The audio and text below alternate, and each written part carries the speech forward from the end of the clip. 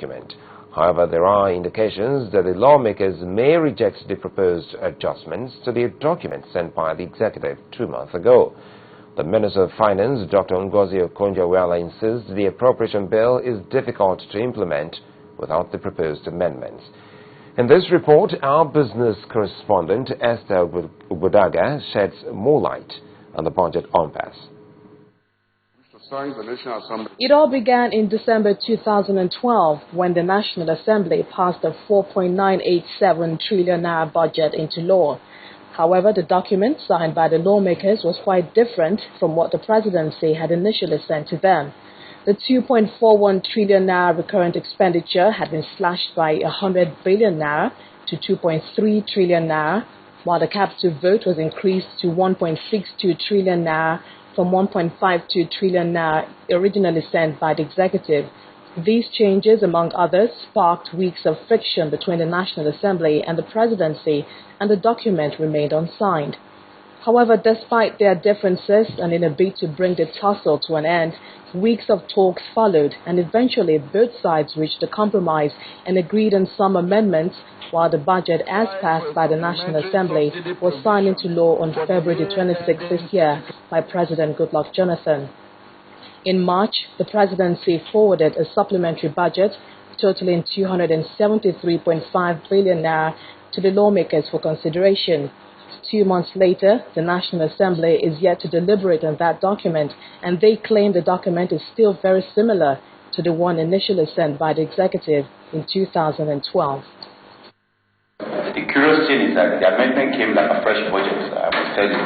It came on volume 1, volume 2, and volume 3. So it means that the job that we have done for the first time before Christmas, we passed the budget.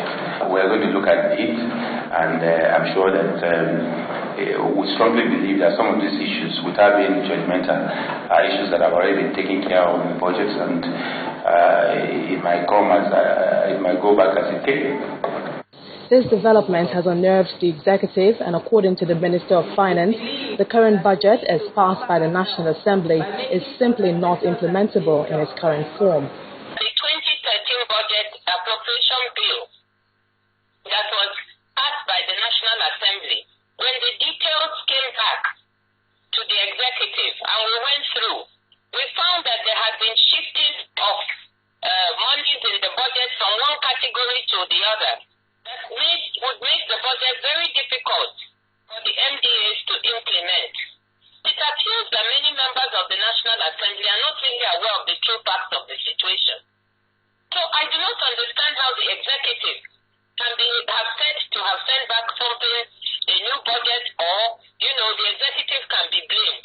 The National Assembly has agreed to thoroughly address the issue on Tuesday, May the 14th, when members gather to consider the bill on the amended budget. As the tussle drags on, economists and indeed the entire country are hoping that both parties can quickly settle their differences and continue with the business of making life better for the average Nigerian. Esther Ubudaga, Channels Television News. Well, I'm now being joined on the News at 10 by a consultant economist, Gabriel Idausa, to look at this impasse. Well, good to have you join us on the News at 10. Thank you. Well, quite frankly, we were so excited as a nation to see that the budget was passed just before Christmas of 2012. That was a big record being set by the country. But we're almost getting half of the year of 2013. We're still talking about the budget. You think, we haven't done well? No, I think we did well. Getting the budget passed was very important. It was important to break the cycle of passing budgets very late. And you can never have a perfect budget in any country, in any case. So you needed to pass a budget that could be passed at that point in time.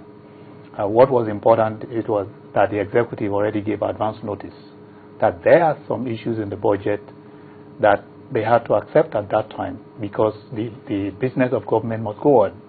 You could not stop passing a budget just because there were some gray areas. And it is now the time to deal with the gray areas. What's important is that both the executive and the legislature will address those gray areas and not take a position that we will not talk about it because we are taking a position in December. But if you look at what Zakir Mohammed, the spokesperson for the House, has said, well, he says, well, if we're talking about grey areas, then the grey areas shouldn't come in 3 volumes. So it amounts to an entire new budget for the country. That's the grounds, one of the grounds with the House. No, I don't think you can ever say whatever you have now is the same thing as the budget that was passed in December. And it doesn't matter the amendments you want to make now. The amendments can come in 50 volumes, they can come in 3 volumes. The substance is what matters. It might well be that you put them in 3 volumes so that you can make the gray areas very clear. And you can take one gray area at a time, deal with it, and go to another one. So the number of volumes is not the issue. The issue is that there were specific points in December that the executive felt needed to be readdressed. Now was the time to deal with them. And I think the thing the Assembly needs to do is take the issues one by one and say, is there a position we can now adopt that was slightly different from where we were in December, with the benefit of the knowledge we now have between December and now? I think that's the question the National Assembly should be asking. What about the question of the rollover? Because we remember then we had issues with implementation, and we had late commencement of the budget of 2012 to the extent that it gave a grace period, or let's call it a rollover till April of 2013. Isn't that also going to affect the budget as it is now? No, it did not affect the budget. What happened was the funding for that budget was already there, and you needed to take a decision whether to just stop at December last year and return the money to the Treasury, or extend the period to spend the money that was already there. So technically, all that rollover, even though they happened this year, are considered to have happened in December 2012, before December 2012. So you don't have a problem with that. The real problem now is this budget that was passed in December to start in January. It did start in January, running concurrently with those rollovers. So there was no issue with the rollovers. The issue now is that this budget, as the Minister of Finance continues to say, has elements that are difficult to implement. And it is not new. This was said as far back as in December that these are difficult to do. But we in the executive at that time, they said they didn't want to look like they were holding the whole nation to ransom again and refusing to sign because of previous experience. We will sign so that everything can go on, and then we will come back to these issues. I think the thing for the National Assembly to do is, when they start looking at them, the gray areas were defined. If a new element comes in that was not a gray area in December, you can take that aside and say, well, this was not an issue in December. We are not going to look at this. We already agreed on this. The areas we knew there were differences in December, we will take those issues one after the other and deal with them. It is very easy to adopt a step-by-step approach to resolve the differences if you take away the politics of it.